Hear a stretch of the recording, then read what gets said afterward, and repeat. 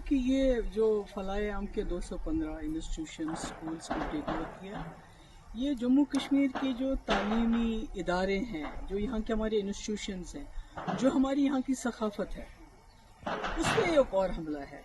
मैं इसलिए सकाफत और जम्मू कश्मीर के तशख्खुस के साथ इसको जोड़ रही हूँ क्योंकि बहुत कम ऐसे स्कूल हैं FAT की तरह जो स्कूलों में इखलाकी इस्लामी तालीम के साथ जो रेगुलर एजुकेशन भी देते हैं।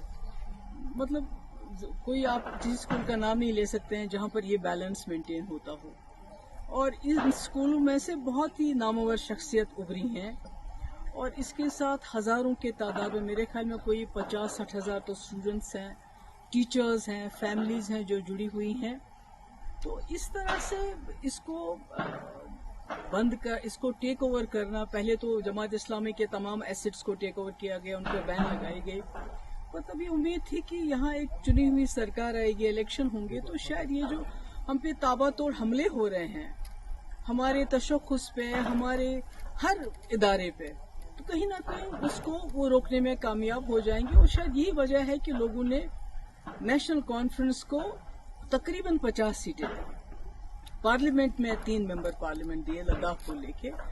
तो पर अफसोस की बात है कि बजाय इसके वो इस चीज को रोके, तो ये गवर्नमेंट की तरफ से ऑर्डर आना, मुझे लगता है कि ये मतलब एज अ कश्मीरी मुझे लगता है कि ये जो लोगों का जो भरोसा है उन पे क्या गुजरी होगी, मैं उसका अंदाजा नहीं लगाना चाहती। क्योंकि पिछले इलेक्शन में तमाम लोगों ने अपनी आइडियोलॉजी से बालातर उठ के, चाहे वो जमात इस्लामी थे, चाहे अहले हदीस थे, चाहे एम्प्लॉयज थे, चाहे टीचर्स एसोसिएशन थी, चाहे नौजवान थे, सब ने सोचा कि एक ही जमात को वोट देंगे ताकि ये जो तूफान आ रहा है हम पे मरकज की तरफ से, इसको शायद एक जमात रोक पाएगी, एक ही जमात रोक पाएगी। क्योंकि PDP को तोड़ फोड़ करके PDP लगता था लोगों को ये खत्म हो चुकी है, ये मुकाबला नहीं कर पाएगी।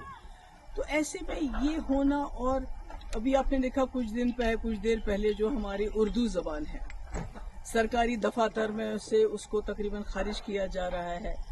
हमारी किताबों, हमारे जो सिलेबस है, जो करिकुलम है, उसमें जो है हमारे शेखुल आलम रहमतुल्लाह अलैह हैं, या हमारे अल्लामा इकबाल साहब हैं, या इसी तरह जो हमारे आगा शाहिद साहब हैं, उनको बिल्कुल उससे अलग किया जा रहा है।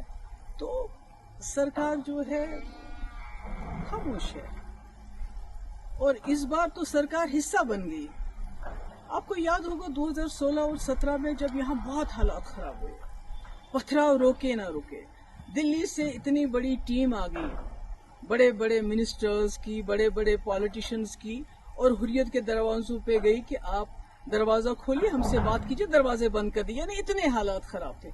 उस वक्त मेरे ऊपर बहुत प्रेशर आया था कि आप जमात इस्लामी के ऊपर क्रैक डाउन कर लीजिए, बैन कर लीजिए, इनको PSA लगा लीजिए, इनके एसेट सीज के, जो अब हो रहा है, जो इस वक्त की सरकार इस वक्त कर रही है।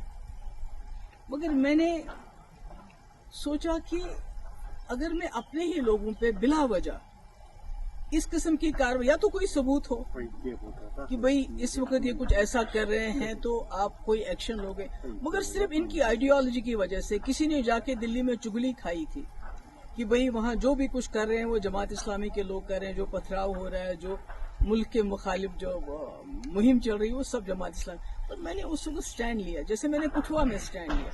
हालांकि मेरे पास अक्सरियत नहीं थी, हम PDP BJP सरकार में बने हुए थे। आज नेशनल कॉन्फ्रेंस के पास अपनी अक्सरियत है, उसके बावजूद वो इस किस्म के फैसले करती है। मुझे लगता है ये अफसोस के लायक है, और इसके बारे में क्या कहूँगा। वैसे तो लोग कहते हैं कि कहीं ना कहीं नेशनल कॉन्फ्रेंस और जमात इस्लामी का पुराने वक्त से चल रहा है कि जब शेख साहब मरहूम 77 में आ गए, उसके बाद जमात इस्लामी वालों के साथ क्या किया गया, किस तरह इनके घर चलाए गए, क्या क्या हमारी मुकद्दस किताबें भी नजर आतश की गई।